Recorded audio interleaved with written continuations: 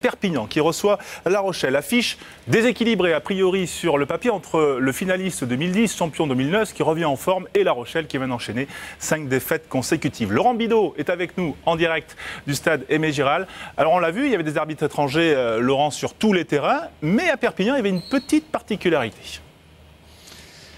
Et oui, François, effectivement, puisque l'arbitre était italien. On se souvient de Pierluigi Collina en football il y a quelques années. Mais là, en rugby, c'était la première fois qu'un Italien arbitrait en France. Il s'appelle Carlo Damasco. Vous allez le voir recevoir son pactage des mains de Cédric Marchas, son assistant. Monsieur Damasco qui a arbitré déjà l'USAP en Coupe d'Europe il y a 3 ans contre les London Irish. On le voit lors du toss avec l'Allemand Robert Mohr et le Catalan Nicolas Mas. Il va s'exprimer surtout en anglais, mais il est à l'aise dans toutes les langues. En anglais, crouch, touch, pose, engage. En italien. Italien, bassi, tocco, pausa, engage. C'est le même que le French.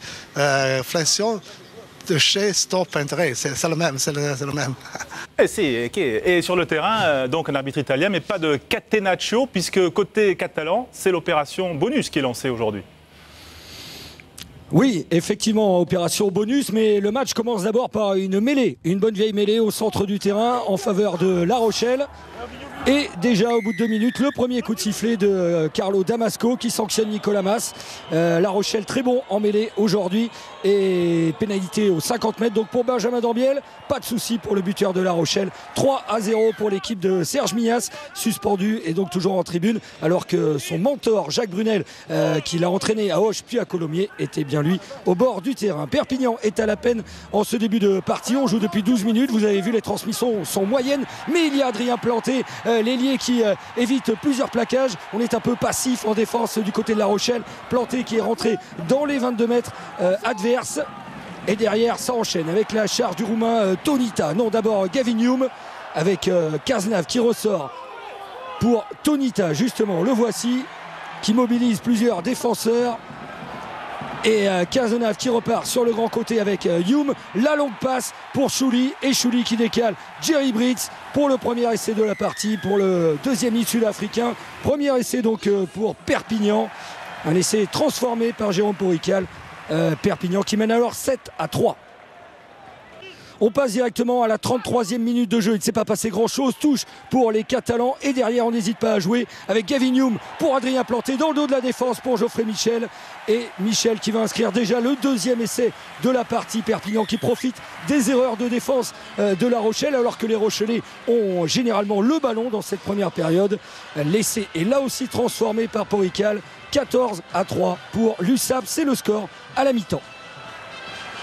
Le tout sous les yeux des présidents Vincent Merlin et Paul Gauze, 2 anciens deuxième ligne qui ont joué face à face dans les années 70. La deuxième période repart sur un rythme impulsé par l'USAP avec Florian Cazenave qui provoque Robert Mohr, qui sert Jerry Britz. Britz qui n'est pas tenu, qui rentre dans les 22 mètres, qui se retourne, qui donne le ballon, qui n'est pas contrôlé par Candelon. Et derrière, ça atterrit sur Adrien Planté, qui n'a plus qu'à passer la ligne et marquer le 3e essai. C'est déjà celui du bonus offensif, tant désiré par les Catalans. Un essai transformé encore par Porical. 21-3, déjà 18 points d'avance pour Perpignan qui semble très bien parti dans cette deuxième période. Et ouais, David Darry-Carrière peut souffler. Il procède à pas mal de changements très tôt, dès le début de cette deuxième mi-temps, avec notamment l'entrée de Florian Ninard qui vient provoquer la défense, la charge de face et Lélé en relais. Et puis le ballon qui va aller jusqu'à l'aile avec Thalès pour Soukaz, Thomas Soukaz. Lui aussi, il venait d'entrer en jeu et il marque le premier essai de La Rochelle qui prive à cet instant l'USAP du bonus offensif. Un essai transformé, 21-10, 11 points de retard seulement pour La Rochelle. Le renvoi aussitôt qui ne fait pas 10 mètres. Le coup de sifflet peut-être un peu rapide de monsieur Damasco. Il y avait peut-être un avantage intéressant pour les Rochelais. Dommage, il y avait un boulevard. Derrière, pénalité un peu plus tard pour Dambiel. Et La Rochelle qui grignote son retard, 21-13 à 15 minutes de la fin. La Rochelle y croit et Perpignan perd un peu ses nerfs.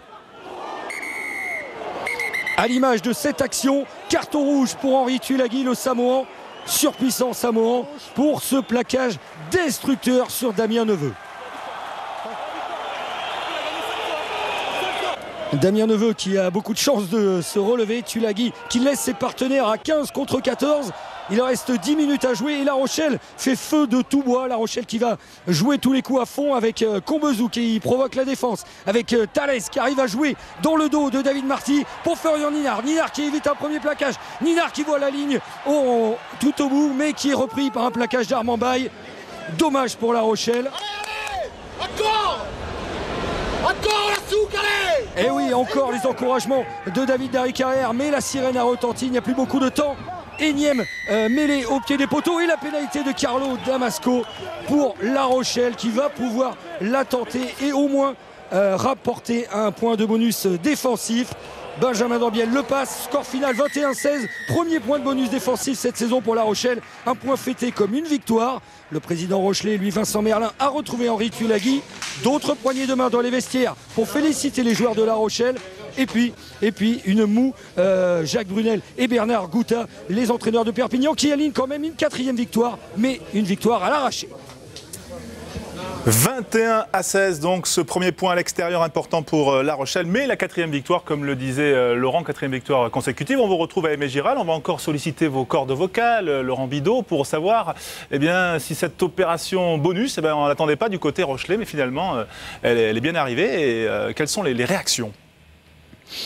Ah ben écoutez, là aussi on s'est égosillé plutôt côté Rochelais pour exprimer sa satisfaction. Vous allez écouter le buteur Benjamin Dambiel, mais tout d'abord je vous propose d'écouter David Marty, le 3/4 centre international de Perpignan, qui ne semble pas vraiment regretter d'avoir laissé échapper encore une fois le point de bonus offensif.